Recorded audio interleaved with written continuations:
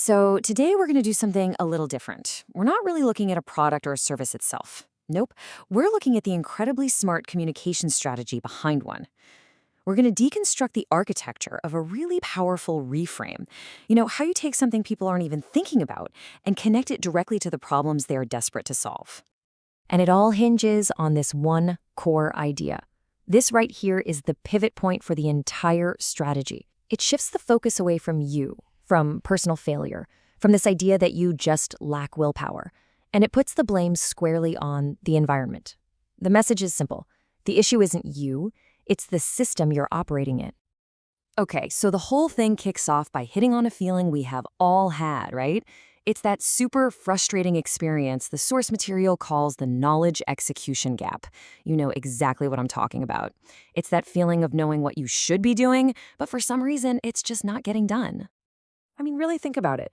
We pour time and money into getting smarter. We take the courses, we get the certifications, we learn all about AI and how to grow our careers. We stack up all this amazing knowledge, but then when it's time to actually use it, execution just stalls. The argument here is that this isn't an intelligence problem, it's a structural one. We're missing the system underneath it all to support these new skills. So if the real problem is a lack of structure, then how you frame the solution becomes, well, everything. There's this immediate jarring disconnect between what someone is looking for and what they're being shown at first. And this strategy doesn't run from that, it tackles it head on. And this slide just lays out the challenge perfectly. On the left, you've got what the customer actually cares about: career, money, new skills. But on the right, you have the proposed solution, which involves household systems and a shopping club. I mean, these two things feel like they're from different planets, right?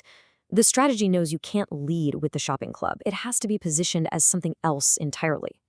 Which, of course, leads you right to the question everyone is already thinking, the big ol' elephant in the room.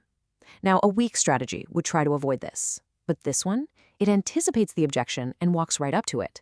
By just saying what the viewer is thinking, it builds a bit of trust and, more importantly, it sets the stage for the big reframe.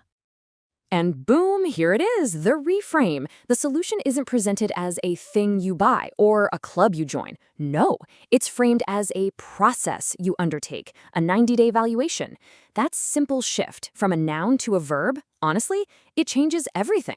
Let's really pull this definition apart. The key words here are observe, inside your life, and before deciding. This language just completely removes the pressure of a big, scary, long-term commitment. You're not being asked to believe in anything. You're being invited to run an experiment on your own life and gather your own data. So how's this evaluation actually work? Well, it's pretty simple. It has 3 jobs. First, it takes your normal, everyday household spending, stuff you probably do on autopilot, and makes it visible. Then it moves that spending from just being a habit into a structured system. And finally, and this is the important part, it applies direct coaching to your real-world decisions. That's how it closes that gap between knowing and doing. Now, to make this all feel really concrete, the strategy introduces this brilliant metaphor. It asks you to stop seeing your life as just a series of random things that happen, and instead, start thinking of it as your own personal laboratory, a place for controlled observation. See, the money you're already spending on toilet paper and laundry detergent isn't just an expense anymore. In this frame, it becomes the data.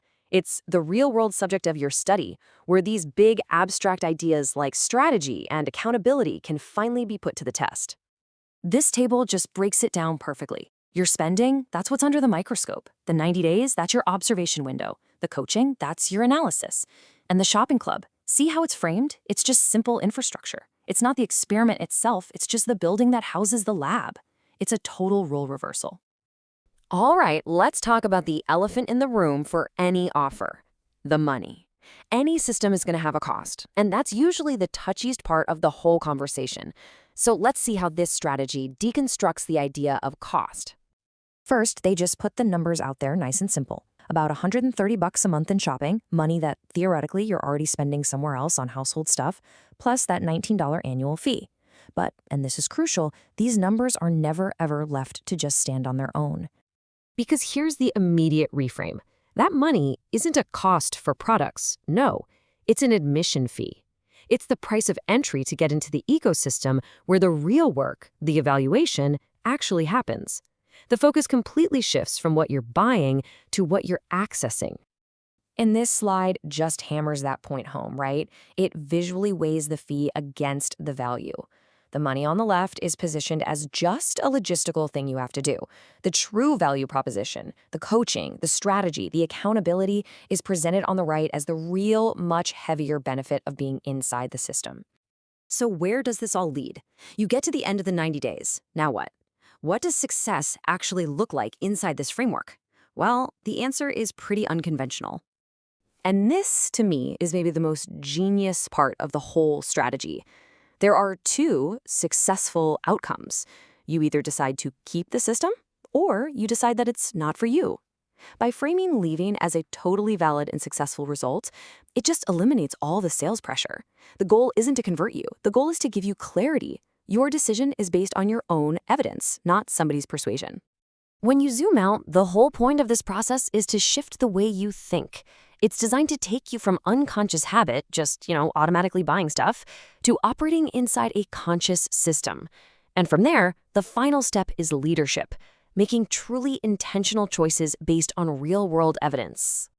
And when it comes to execution, to actually doing stuff, the shift is just as big.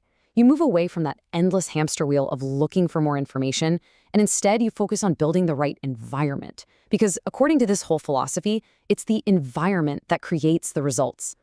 And this quote just wraps the entire strategy up in a perfect nutshell. It's a powerful, empathetic summary that brings us right back to where we started. The problem was never that you didn't have enough knowledge.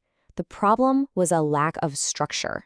And this entire communication architecture was built piece by piece to provide that one missing thing. So after digging into all this, it leaves us with a pretty big question to think about, right? In those areas of your own life where you feel stuck, what if trying harder isn't the answer? What if it's the environment, not your motivation, that really needs to change?